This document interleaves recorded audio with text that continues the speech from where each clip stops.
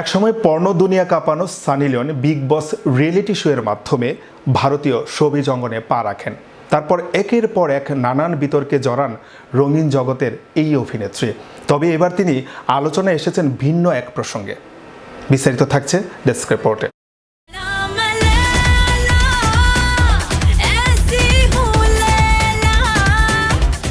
Sunny Leone jeans টুর মাধ্যমে বলিউড সিনেমায় নাম লেখান।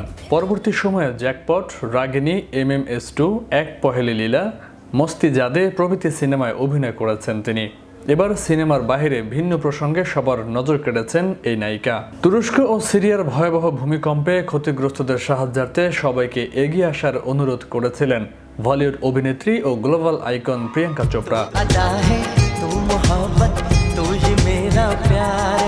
নিজের সামাজিক যোগাযোগ মাধ্যমে একটি নোট লিখে তার লক্ষ লক্ষ ভক্তদেরকে সাহায্যের জন্য এগিয়ে আসার এই আহ্বান জানিয়েছিলেন তিনি।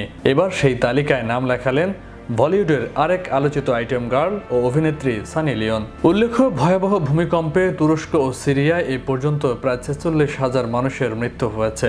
একই সঙ্গে লাখ লাখ মানুষ গৃহহীন হয়েছেন। বিধ্বস্ত দেশ দুটির অসহায় মানুষের পাশে অনেকে দাঁড়িয়েছেন। এবার অন্যদের মতো সিরিয়া তুরস্কের মানুষের পাশে দাঁড়ানোর ঘোষণা দিলেন বলিউড অভিনেত্রী Sunny Leone.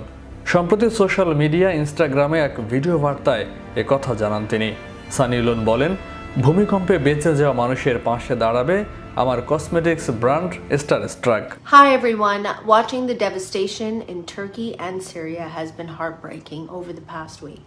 There are so many people on the ground helping from all over the world in this race against time. And we at Starstruck would like to help as well from right here in India. ফেব্রুয়ারিতে প্রতিষ্ঠানটি যত বিক্রি করবে তার 10% ভূমিকম্পে ক্ষতিগ্রস্ত মানুষের সহায়তায় প্রদান করা হবে। তিনি আরো বলেন, আমরা একসঙ্গে নতুনভাবে গড়ে উঠতে পারি এবং স্বপ্ন দেখাতে পারি। ভূমিকম্পে বেঁচে যাওয়া মানুষের পাশে দাঁড়াতে চাইলে আপনিও হাত বাড়াতে পারেন। এর আগে গত 6 ফেব্রুয়ারি স্থানীয় সময় ভোর 4:17 ভূমিকম্প আঘাত হানে তুরস্ক ও সিরিয়ায়। রিক্টার স্কেলে এর মাত্রা ছিল 7.8। এই ঘটনায় ভূমিকম্পে কেঁপে ওঠা এলাকাগুলো ধ্বংসস্তূপে পরিণত হয়। সিরিয়ার বিধ্বস্ত শহর আলেপ্পোতে জাতিসংঘের সহায়তা ইউনিটের প্রধান মার্টিন গ্রিফিথস বলেন, উদ্ধার অভিযান শেষ হয়ে আসছে। এখন আশ্রয় ও খাবার সরবরাহের জোর দেওয়া হচ্ছে। ভূমিকম্প কবলিত এলাকার তাপমাত্রা -6 ডিগ্রি সেলসিয়াসে নেমে গেছে, যা উদ্ধার অভিযানকে কঠিন করে তুলেছে। দেশটির ব্যবসায়ী সংগঠন তুর্কি এন্টারপ্রাইজ অ্যান্ড বিজনেস কনফেডারেশন জানায়, মারাত্মক ভূমিকম্পে আর্থিক ক্ষতির পরিমাণ প্রায় $84 বিলিয়ন। এদিকে জাতিসংঘ বলছে, ভূমিকম্পের পরে সিরিয়ায় 53 লাখ মানুষ গৃহহীন হতে পারে।